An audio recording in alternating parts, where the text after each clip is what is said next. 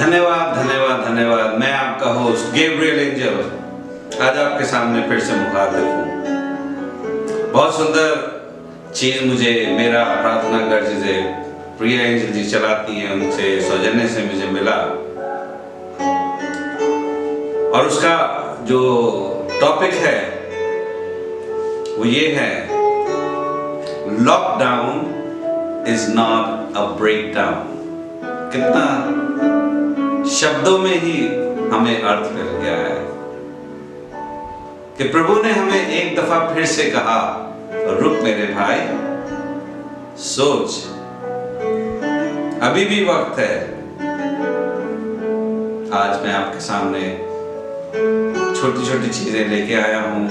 उम्मीद करता हूं अभी भी आपके पास वक्त है। मैं और सिर्फ मैं आपस में ये बातें करते हैं एक छत के नीचे। जिस छत को बनाने के लिए, जिस घर को बनाने के लिए मैंने जद्दोजहद करी, आज उसी कमरे में से बाहर भागने का मन करता, उन दीवारों को देखने का मन नहीं करता। क्यों मेरे भाई? पूरी जिंदगी तो इसी की लड़ाई लड़ी। वो जमीन जो मैं लड़ाई झगड़ों के कारण कोर्ट कचहरी मुकदमों में फंसा रहा, आज उसे देखने जाने की हिम्मत नहीं है। वो अरमानी के कपड़े, वो महंगे महंगे ज्वेलरी,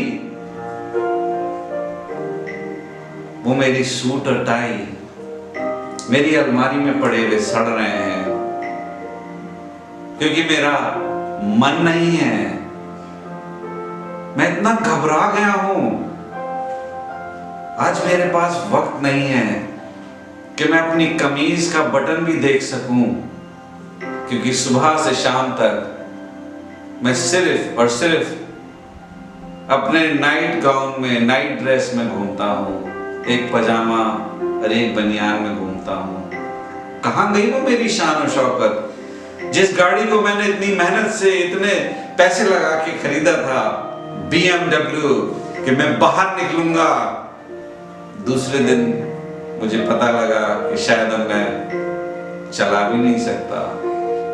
रोज सुबह उठता हूँ, नीचे जाता हूँ, पानी डाल के कपड़े से उसको साफ करता हूँ, अब फिर आके अपनी कुर्सी पे बैठ जाता हूँ। आज तो अखबार भी नहीं आता। वो भी कहता है, साहब मेरे पास खुद नहीं है कुछ पढ़ने को। मैं अपनी रोटी के बारे में सोचता हूँ, अपने बच्चों के बारे में सोचता हूँ। ये कौन सी जिंदगी में हम लोग आ गए हैं? ये कहां आ गए हम?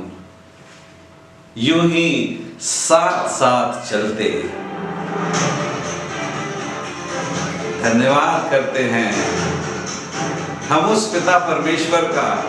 उसने कहा, एक सेकंड रुको, और एक सेकंड रुकने के बाद सोचो, क्या तुम्हारी सोच मेरी सोच से परे है? आज इन आतिशबाजियों के बीच में मैं खामोश खड़ा हूं, अपनी छत से देखता रहता हूं। वो बच्चे जो मुझे कभी क्रिकेट खेलते हुए दिखाई देते थे, फुटबॉल खेलते हुए दिखाई देते थे, आज वो गलियां सूनी पड़ी हैं। कहां गए? वो आपकी शान और शौकत कहां गई?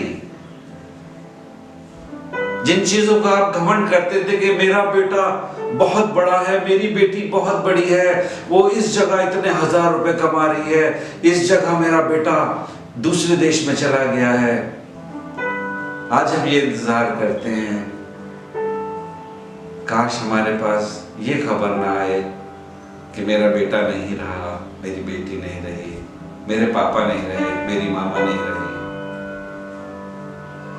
अगर आज भी आपके पास वक्त नहीं है एक दूसरे के लिए, तो जानिए आपके पास कुछ भी नहीं है। कितने अमीर हो आप, कितने बड़े हो, आज सब 1 मीटर की दूरी पर खड़े हैं। और आज बात करने से पहले हमें ये पहचानना पड़ता ये कौन भाई है या कौन बहन है। हमारे मुंह कपड़ों से ढके हुए हैं।